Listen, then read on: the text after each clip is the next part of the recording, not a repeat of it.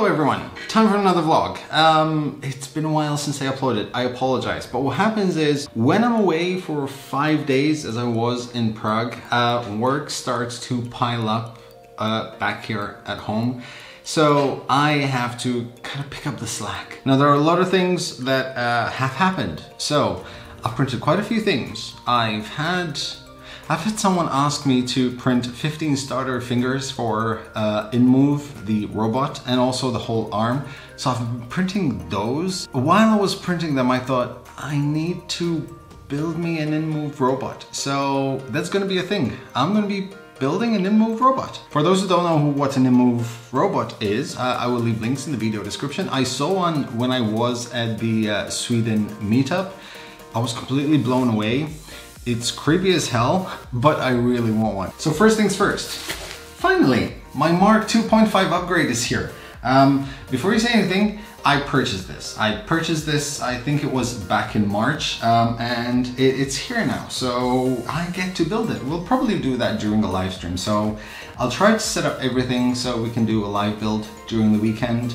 I know a lot of people will be getting these now, so I'll do a live build to just, you know, help people out. In the meantime, what I'll do is I'll print the parts that I need. I will probably be using a Mark IIs with multi-material. I probably will move the multi-material from it, mainly because I'm getting the multi-material 2 upgrade, which also purchased, by the way. So seeing as that is coming, I won't be using the first multi-material that I had. I completely finished my Harlequin edition of the Spanner Hands spool system. This is completely awesome.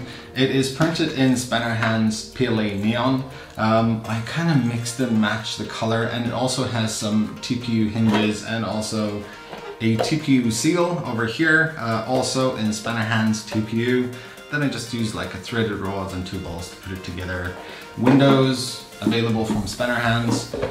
It turned out absolutely awesome. So what I'm going to do now is I'm going to put like a 2020 rail on top of the printers, so I can just put like a holder on them and just have them stack up there. Now, while I was printing the TPU, it kind of occurred to me that I get a lot of people asking me how to print TPU.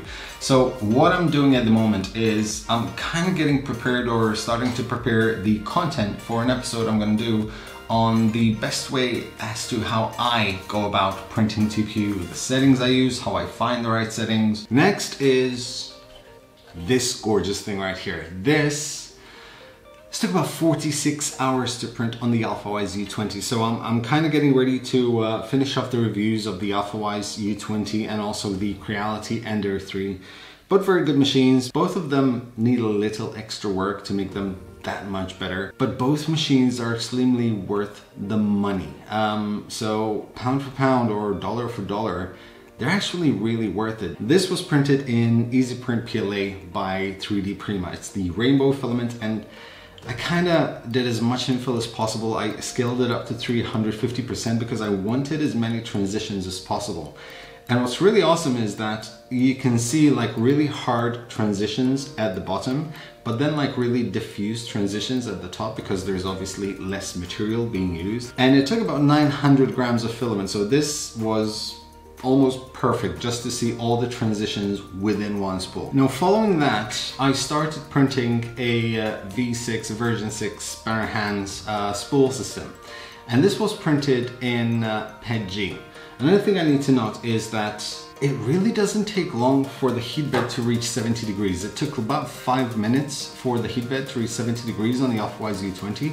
So that's a massive, massive thumbs up. The only problem that I was seeing is that at some point the print started kind of printing at an incline rather than straight up. Now, it was printing fine on that hand, by the way, which is Reach. It's called Reach by Devin Montez. I will leave links in the video description. However, this started printing at an incline, so I need to check the belts, I need to check the pulleys to see that everything's okay, and I want to see exactly why it's printing at a slanting action, because usually it's belts that would do that, or loose pulleys, but I kind of checked by hand, everything seems fine, so this will require a bit of investigation. Then onto the Creality Ender 3. When I went to Prague, I was lucky enough to get my hands on a spool of Galaxy Black PLA from Prusa, which is this gorgeous filament. and I printed me this. This is a bust of Black Panther, and the color is absolutely incredible. This prints in 2 parts like this. It prints without supports. It turned out really good. I'm really happy with the result. The filament itself is like it has this really subtle silver sparkles inside, making it look really, really good. The print quality, really good as well. Needs a few tweaks from my end to dial in the filament, but the Creality Ender 3 is actually a really good machine, especially when you consider that it's less than 200 euros. And I think it's time that people stop buying Anet A8s and just buy that instead. You get much more bang for your buck, and rather than spending most of your time making it into a good machine, as you do with the Anet A8, you can just spend a little bit of time on that, on the Creality Ender 3, and making it an excellent machine. And finally, I printed myself, well, a JoulBot, but this one is an articulated version of JoulBot. I still have to attach the arm with a screw. I have to find a screw so it keeps falling off. It's actually really awesome. This was printed in Pasta. It looks, well, it looks like a JoulBot. It's awesome, and I realized that I've never actually printed a JoulBot, which I should be ashamed actually. So I decided to print an articulated one. So I'll put this together. I'll probably leave them in the sun a bit, just to get slow annealing. It's really hot outside, so that should do the trick. But yeah, this is the part of the Ender 3 review, which hopefully will be ready in a couple of weeks. I want to put more hours on it. I want to print more materials. I want to print some TPU stuff. I've already printed quite a lot of PETG for customer prints. Yes, I have actually used it for customer prints. That's actually how I feel about it. It's actually really a good printer for the money. And to be honest, there were some rumors that the Creality Ender 3 will be discontinued because ultimately it doesn't cost enough and it's not making enough money to Creality, which I completely understand, to be honest, because it's really solidly built, and I can see them not making a lot of money on it, which is why they released the CR20, which is very similar to the Ender 3, just slightly modified, probably to make production easier and cheaper. So if you're in the market for an Ender 3, best to look into this. I don't know how true these rumors are, but the fact that the CR20 came out and it pretty much uses most of the same parts as the Ender 3, there seems to be some weight to them. So yeah, do some research, but if you're in the market for an Ender 3, I assure you it's definitely worth the money. One more thing I want to talk about is the mural. Thank you. The response to the mural is incredible. Twitter has been inundated with parts being printed. I cannot wait to start putting this thing back together. So thank you very much for the response.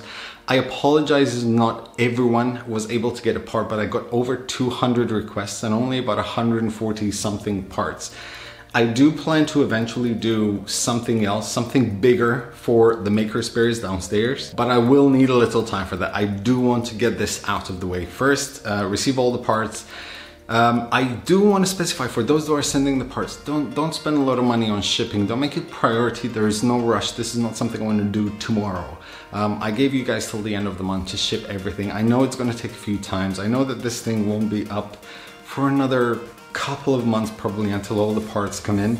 I don't want you to spend a lot of money on that. So if for any reason you find that your shipping is going to cost a bit too much, more than you are willing to pay, please do not worry about it.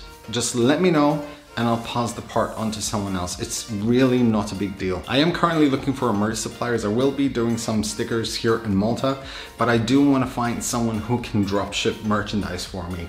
Unfortunately, options are very limited because I don't want to open my own web store. So if you guys know anyone, please let me know. I also will be doing a contest on the channel for new designs for t-shirts for this channel. I will choose probably about 3 or 4 along with what I have already started commissioning for the channel with someone else. And the winners of that contest will get, well, their own shirt. However, not yet. I still need some time to get a hold of everything here. I will be uploading the video of the Prusa factory. It was an incredibly awesome experience. That place has grown to an insane amount. I just have to edit the footage, which is absolutely awesome, by the way. I need to send it off to Joe Prusa for him to review, because I don't want to show anything that I'm not supposed to show. Yes, there are quite a few things that I'm not supposed to talk about, but I'm really excited. So make sure you keep an eye out for that. As for me, that is it for now. Thank you guys for watching. Please make sure to like, share, subscribe. Links in the description for absolutely everything I spoke about, and of course my awesome sponsor. Thank you guys for watching. Thank you to my absolutely awesome patrons for making this possible for me. As always, happy making, guys.